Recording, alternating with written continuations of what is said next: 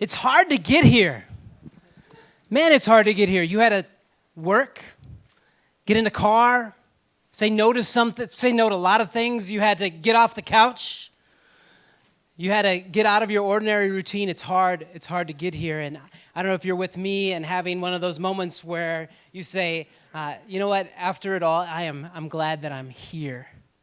I'm glad that I made it. And I want us to just hold on to that thought for a moment that I'm so glad that I went through the effort to get here, because those choices, those things, the things that we had to do to get to that, I'm glad that I made it here, that's what we're focusing today as we transform the thoughts in our mind. And so as whether you're here because you were nudged by a relationship, a spouse, a friend, maybe you were nudged by ritual or obligation, maybe a relationship, you're here.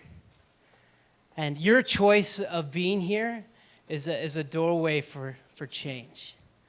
And in that moment, I want us to start to feel like the anticipation, the momentum, the feelings of like, guys, this is a special time. Great moments are born from great opportunity. You shouldn't have any doubt in your mind about what you're supposed to do tonight and about how you're supposed to do it. This is your time.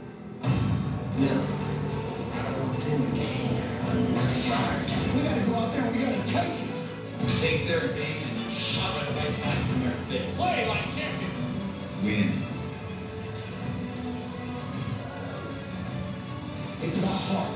It's about who can go out there and play the hardest. It's about how hard you can get hit and keep moving forward. I don't care what the scoreboard says at the end of the game. In my book, we're going to be winners.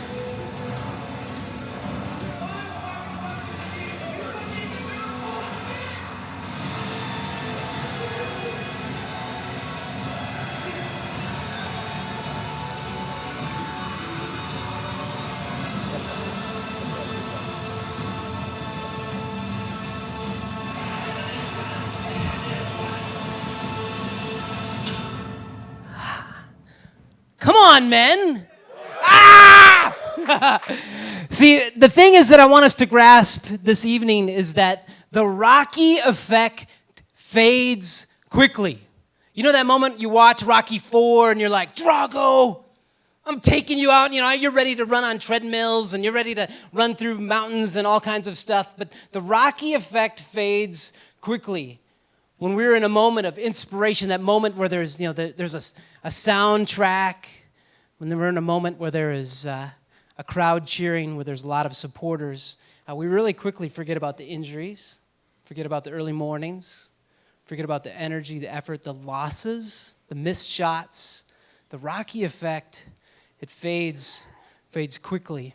And today, the thing that I want us to be animated, motivated in as we think about how do we truly be transformed in our mind.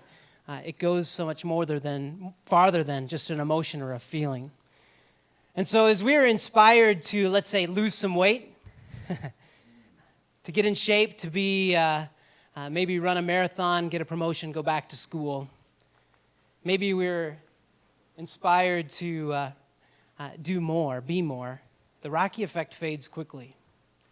Maybe you're inspired or you feel this motivation or this emotion to be a better husband or be a better dad, to be a better servant at your church, a better family member, to have more purity when you're on the computer, to be pure, to run away from addiction, to be a committed follower of Christ. Again, the Rocky effect fades really, really quickly.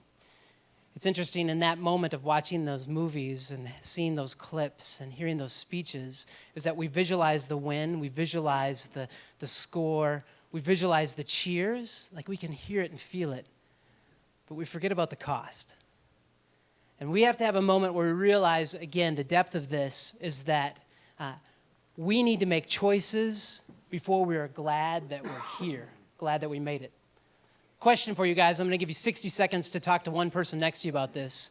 Why do you think motivation to change can fade so quickly? On your marks, get set, go. Talk with the person next to you.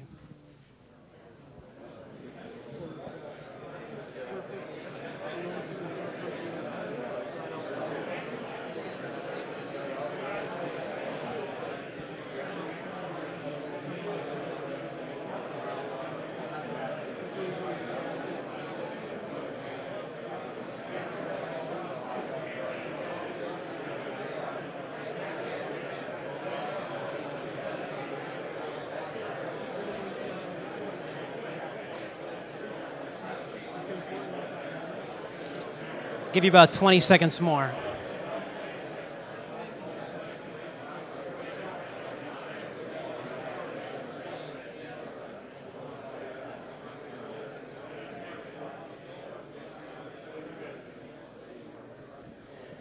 I don't know if you're like me. I hate being fragile. I hate saying something or planning something or going through the motions of something and then finding myself just being fragile and failing. Something's got to be different than just emotions, the Rocky effect, and being transformed with the renewing of your mind. See, this idea of change is a result of choices made long before you were glad that you came. You get here to camp, again, you say, maybe yesterday you were going, ugh, it's so hard to get out of town. I got to pack, I get this done. How many, you've had a huge list. You had stuff, and you had things that didn't get done. But now that you're here, you're glad that you came. Choices that you make long before you were glad that you came are really crucial. In Romans chapter 12, Paul puts it this way. He says this foundation here is that we need to be transformed by the renewing of our mind. Now can very quickly become kind of a fluff talk. What does that really mean? But I love how the Message version puts it. It says, don't become so well adjusted to your culture that you fit into it without even thinking. Instead, fix your attention on God. You'll be changed from the inside out. Think about God, dwell on Him, sit in His presence, and you'll be changed from the inside out. It's interesting that this word transformed or transfigured or truly changed from in to out is really a word that's only used 4 times in the New Testament. It's used here in Romans chapter 12, in 2 Corinthians that we'll look at in a minute, but also in Jesus' transfiguration in Matthew chapter 17 and Mark chapter 9. Imagine the moment when Jesus and 3 of his buddies go up onto the mountain. They're hanging out there. Again, this is like man, close buddies camping trip, maybe what the disciples thought. And all of a sudden, Jesus was there, transfigured or transformed, visually changed right before them. His face shone angelically. He was then in the presence of Elijah, of Moses, transfigured, changed, visibly changed, different, better, maybe real. We have these moments where, again, we think about how we want to change. It's a very vulnerable moment. As a man, as a dad, as a husband, as an employee, maybe as a boss, maybe as a servant, it's super challenging to think, this is an area where I need to change. I need to be better. And I have that moment where like, you know what, this weekend is going to be an emotional high.